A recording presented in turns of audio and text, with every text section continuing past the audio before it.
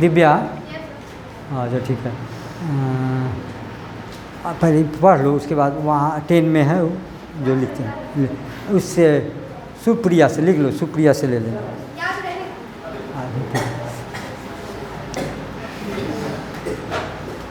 पहले सुन लीजिए, पानी पियो, पानी पियो, पानी पियो।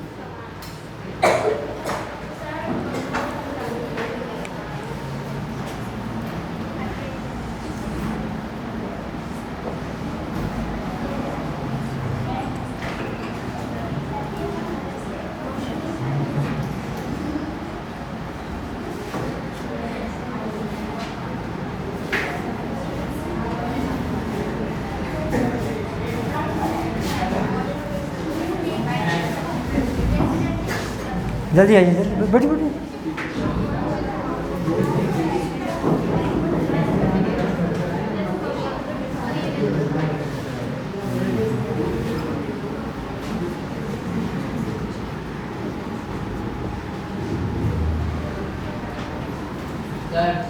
सर इन लोगों को भी ना लास्ट में दोनों चीज़ सिखा दीजिएगा, फॉर्मेट वाला और लघु, हाँ यस। संस्कृत तो है नवोदिया सब बता देंगे सर।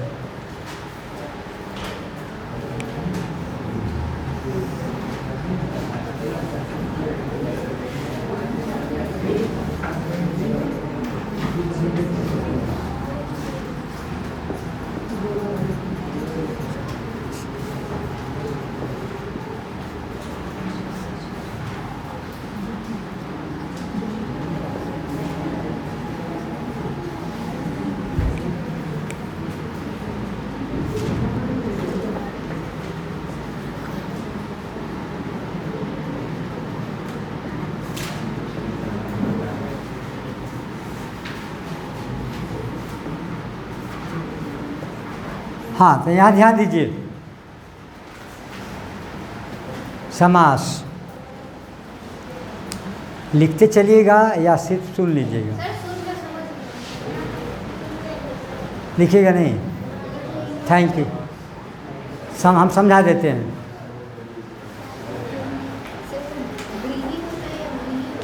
हाँ, बहु व्रीहि, हाँ बहुव्रीहि नहीं होता, बहुव्रीहि। हाँ सुन लीजिए,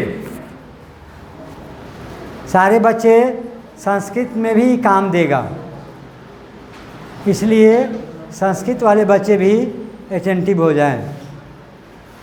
जब 2 या 2 से अधिक पद, उसको एक पॉज कीजिए, 1 मिनट के वो पॉज कर रहा मिस्टर। ध्यान से सुनिए बेटे, जब 2 या 2 से अधिक पद अपने बीच की विभक्ति चिन्हों को छोड़कर परस्पर या आपस में मिल जाते हैं, गिराना नहीं, कॉस्टली बोतल है इसकी। जब 2 या 2 से अधिक पद अपने बीच की विभक्ति चिन्हों को छोड़कर परस्पर, पहले एट वास सुन लीजिए, उसके बाद लिखाइयो देंगे कहिएगा तो। जब 2 या 2 से अधिक पद अपने बीच की विभक्ति चिन्हों को छोड़कर परस्पर या आपस में मिल जाते हैं तो इस मेल को समास कहा जाता है। समास का दूसरा अर्थ होता है संक्षेप या परिसंक्षेप। यहाँ तक समझने में दिक्कत नहीं? समास के 4 भेद होते हैं। पहला तत्पुरुष समास, दूसरा द्वंद्व समास, तीसरा अव्ययीभाव समास और चौथा बहुव्रीहि समास। और तत्पुरुष समास के 3 भेद होते हैं। पहला कर्णधारय, दूसरा द्विगु, तीसरा न-यो समास, न-यो समास, चौथा जौझा यो जो होता है ना वही। अब देखिए, कोई बच्चा सोएगा नहीं बेंच पर, ठीक से बैठेगा, सिनेमा हॉल की तरह नहीं बैठेगा। Last bench, no talk please. तत्पुरुष समास, जिस समास का पहला पद तो महत्वपूर्ण हो ही दूसरा पद पहले पद की तुलना में ज़्यादा महत्वपूर्ण हो, उसे तत्पुरुष समास कहते हैं। जैसे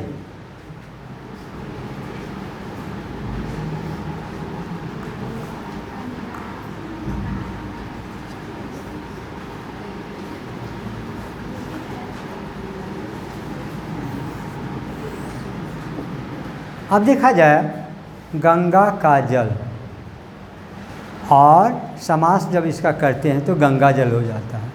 और कहे हैं ना, जिस समास का पहला पद तो महत्वपूर्ण हो ही, दूसरा पद उससे ज़्यादा महत्वपूर्ण हो, उसे तत्पुरुष समास कहते हैं। गंगा नदी है और उसमें अगर जल नहीं है तो क्या गंगा नदी कहेंगे उसको? तो खंडहर सोता हो जाएगा। तो गंगा से ज़्यादा इम्पोर्टेंट जल का है। अंडरस्टैंड? राज पुरोहित,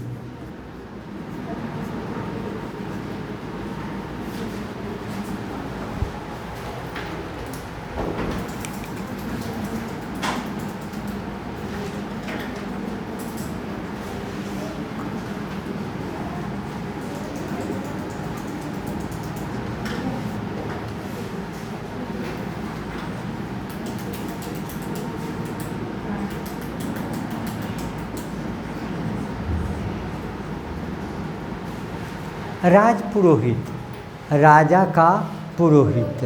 अब देखो, किसी राज्य में यदि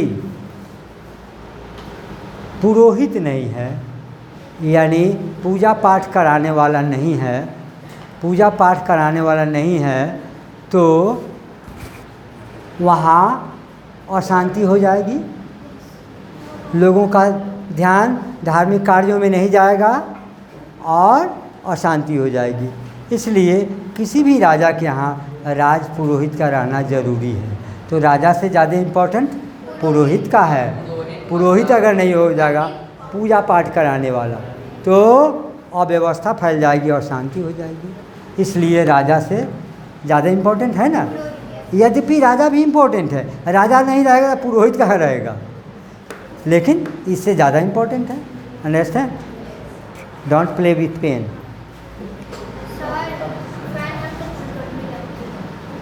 आवाज़ वहाँ नहीं जाएगी, आवाज़ नहीं जाएगी।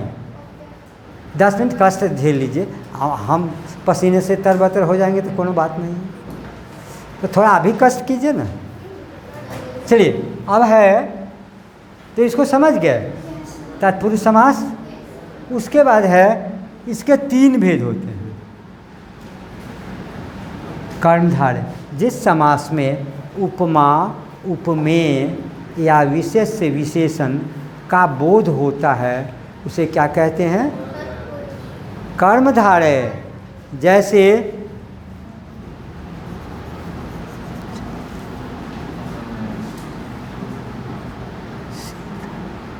चंद्रमा है शिखर पर जिनके, अर्थात चंद्रशेखर अर्थात भगवान शिव। तो अर्थात इसमें नहीं लिखते हैं, अर्थात ज्यों लिखेंगे तो कर्मधारय एक बार चेंज हो जाएगा बहुव्रीहि में, इसलिए अर्थात नहीं लिखेंगे। लिखेंगे चंद्रशेखर, चंद्रमा है शिखर पर जिनके। नीलकंठ, नीला है कंठ जिनका, अर्थात नहीं लिखेंगे। अंडरस्टैंड? द्विगु समास, जिस समास का पहला पद मैं अभी नहीं भुलाया हूँ, भुलाऊंगा तो पूछ लूँगा। जिस समास का पहला पद संख्या का द्योतक हो या संख्या को बताता है उसे द्विगु कहते हैं। जैसे त्रिदेव, 3 देवों का समूह, 1 2 3, त्रिदेवों का समूह। It is known to all, सर्वविदित है त्रिदेव। इसमें कौन है? ये नहीं बेटा, ये बेटा तो निर्दोष है, ये तो भोला भाला बेटा। 1 2 और 3 वहाँ नहीं चिन्हते उसको, लास्ट बेंच। तो त्रिदेव, त्रिभुवन, त्रिभुवन 3 भुवनों का समूह, पंचवटी। Don't eat your pen. पंचवटी, 5 वटों का समूह। चौराहा, चौराहा। द्विवेदी, त्रिवेदी, चतुर्वेदी, पंचवेदी। 5 गो वेद होता है क्या? Yes sir. 5 गो वेद होता है क्या? 4 ही वेद होते, पंचवेदी नहीं होता। बैठो। चतुर्वेदीय तक होता है। अंडरस्टैंड? अब चलिए नैया समास। जिस समास में या जो समास अ, कौमा, अन से शुरू होता है, प्लीज़ बंद करो बुक, सुनो जो कह रहे हैं। जिस समास, जो समास अ, कौमा, अन, अ आ न,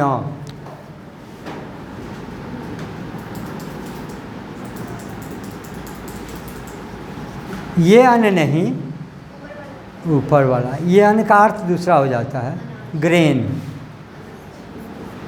अन से शुरू होता है, अर्थात यह नकारात्मकता का बोध कराता है, नेगेटिव सेंस का बोध कराता है। उसे क्या कहते हैं बेटे? नैया समास। क्या कहेंगे? नैया समास। धूप नहीं आ रही है, यहाँ धूप नहीं लग रही है। नहीं समझा? नहीं समझा? टोपी खोलो। तब कितना बढ़िया राहत मिलने लगी तुमको। अब देखो, तो इसे नैया समास कहते हैं। जैसे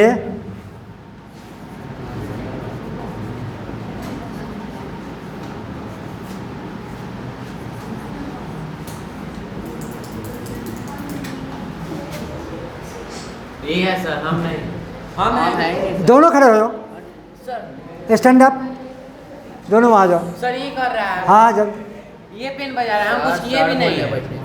दोनों एक उनको कान पकड़ो। सर हम कुछ किए ही नहीं है। तू किया है? नहीं, पीछे देख सर, तू किया है? नहीं किए सर, कैमरा चेक करवा लीजिए। बाहर निकलो, बाहर निकलो, तू बाहर निकलो। हाँ, हाँ हम कथी किया सर? चलो खड़े हो।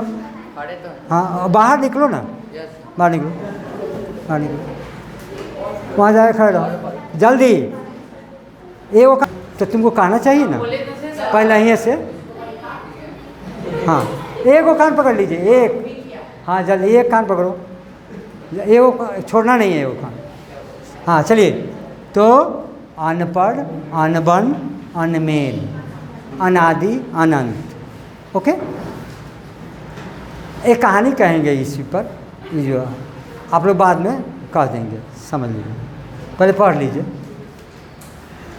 उसके बाद है अब द्वंद्व समास। द्वंद्व समास, इसका कलम ले लिए थे, तू ना बजा रहा था बेटे? हाँ हम समझे कि ये बजा रहा।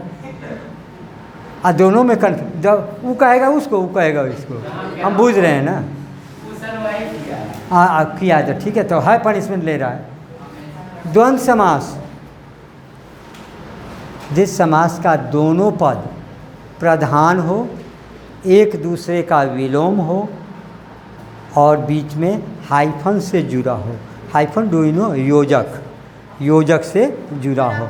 जैसे माता पिता, भाई बहन, अपना पराया, दुख सुख, बेटा बेटी, है ना, बहुत सारा है।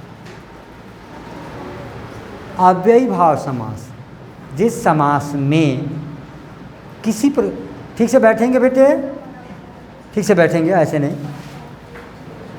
जिस समास में किसी प्रकार का कोई परिवर्तन नहीं किया जाए, या जिस समास का पहला पद उपसर्ग हो और दूसरा पद विशेषण हो, उसे अव्ययी भाव समास कहते हैं। जैसे यथाशक्ति, धीरे धीरे, क्रमशः, दिन प्रतिदिन, दिनानुदिन इत्यादि।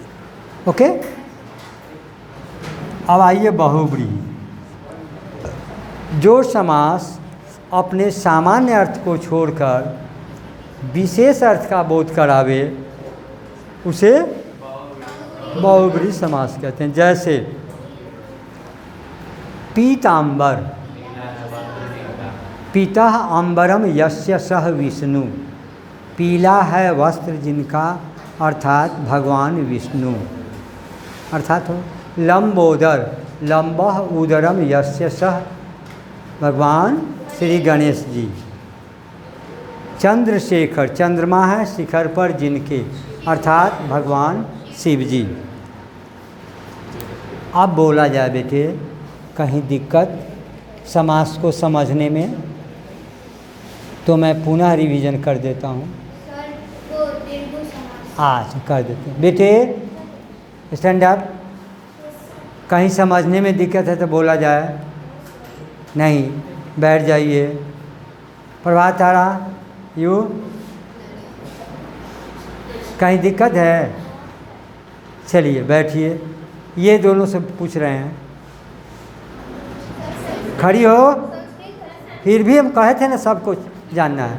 कहीं दिक्कत है समझने में? उसको तो दिक्कत नहीं है होगा। खड़ी हो, नहीं ना दिक्कत है? Thank you. खड़े हैं उनको तो दिक्कत होना चाहिए, क्योंकि उनका ध्यान तो कलम बजाने पर था, डिस्टर्ब करने पर। How to disturb in the class, है ना? वो डिस्टर्ब का ही पैसा देते हैं, या फीस जो देते हैं डिस्टर्बे का देते हैं सर को। ये तीनों लड़का सर हम त्रिदेव अब सुधर गए। सुधर गए तो बहुत खुशी की बात है। चलिए अभी समझ गए ना। अब दूसरा टॉपिक आता है पत्र लेखन। रुक जाइए, सबको जरूरी है। इसको मिटाया जा सकता है? आइए जल्दी से मिटाइए।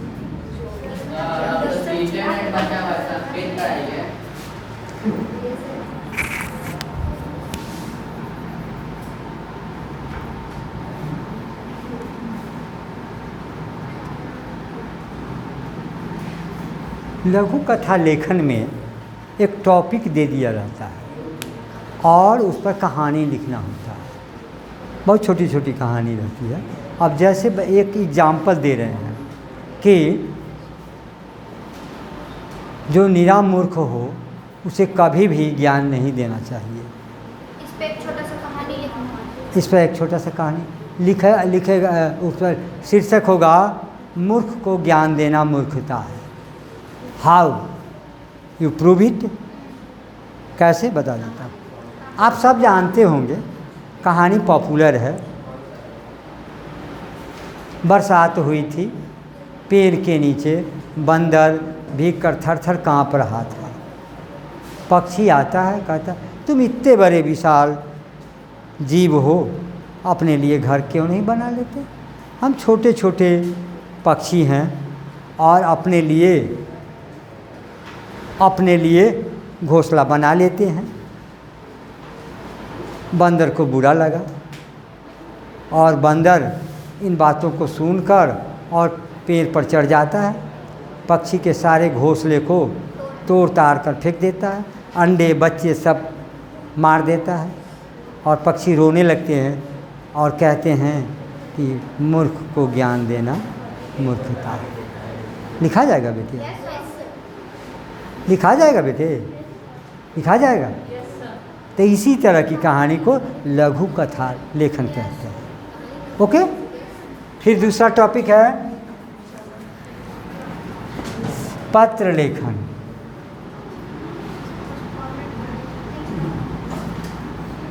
पिताजी के पास मित्र के पास पत्र लिखना है तो लिखेंगे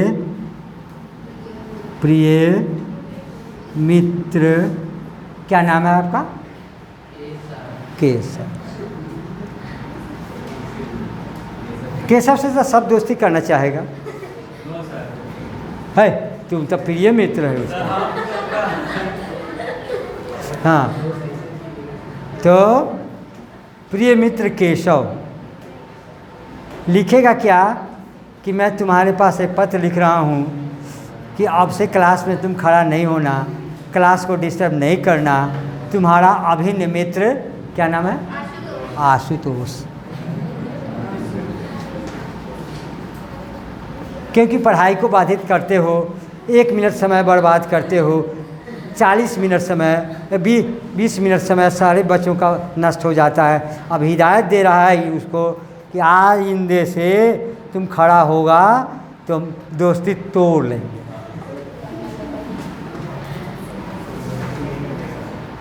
अब देखिए,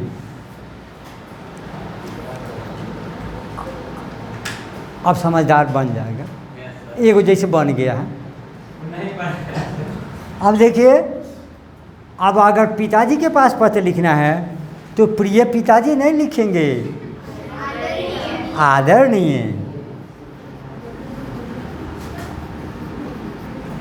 या पूज्य लिखेंगे, नीचे लिखेंगे चरण स्पर्श।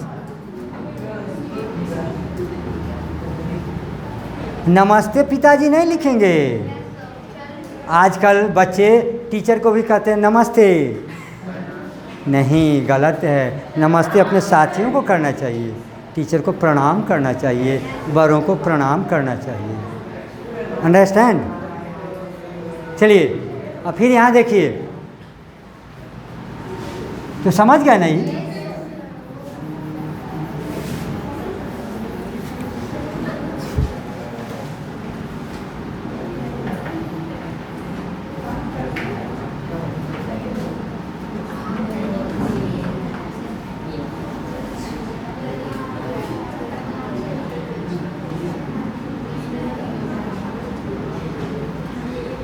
आदरणीय प्रधानाचार्य महोदय, अगर महाशया हैं तो महोदया लिखेंगे।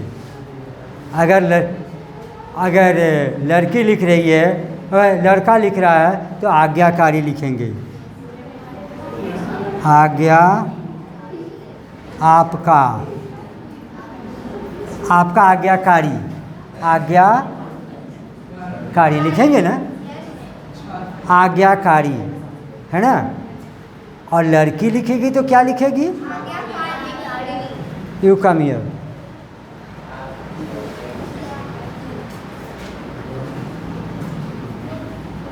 आज्ञाकारिणी लिखो जल्दी।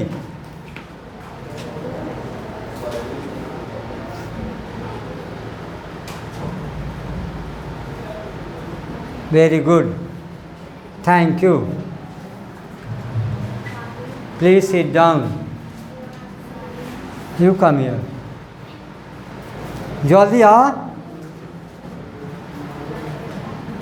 जल्दी लिखो। आज्ञाकारिणी।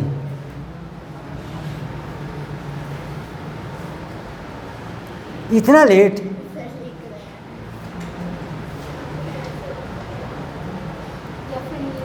अब हम कहा जाए, ठीक से करो, तब 20 बार लिखवाएंगे।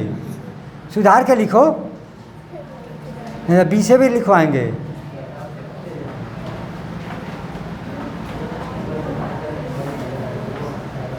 Very good, thank. जाओ बेटे, बैठा।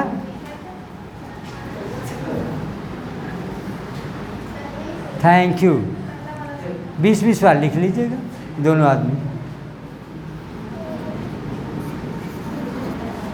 तीसरा कौन लिखेगी? दिव्या तो लिखिए देगी। हाँ,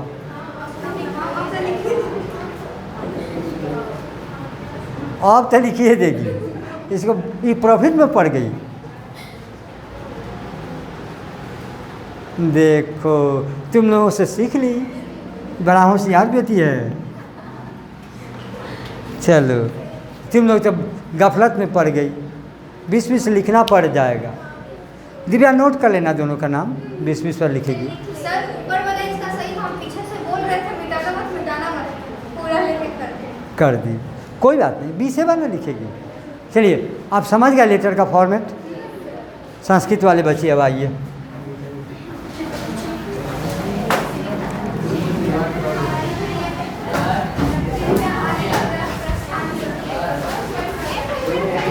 आइए, बैठो ना तू। सर लास्ट डेट में जाए। हाँ जाओ ना, उससे ले लेना। क्या नाम है? हाँ, सुप्रिया। आगे आ जाइए। संस्कृत वाले को आगे आने दो। किया गया हम अल्लाह के सर सही में बोल रहे हैं किया तो एक बार भी नहीं एक बार अब पूछो ना कैसे तुम्हारा नाम ले रहा था सही से बताइए हम एक बार लेकिन फिर ऐसे बहुत ऐसे किया पूरा आपका था ना हम फिर याद करने गया था ये पूरा ऐसे देना भाई हमने नहीं आता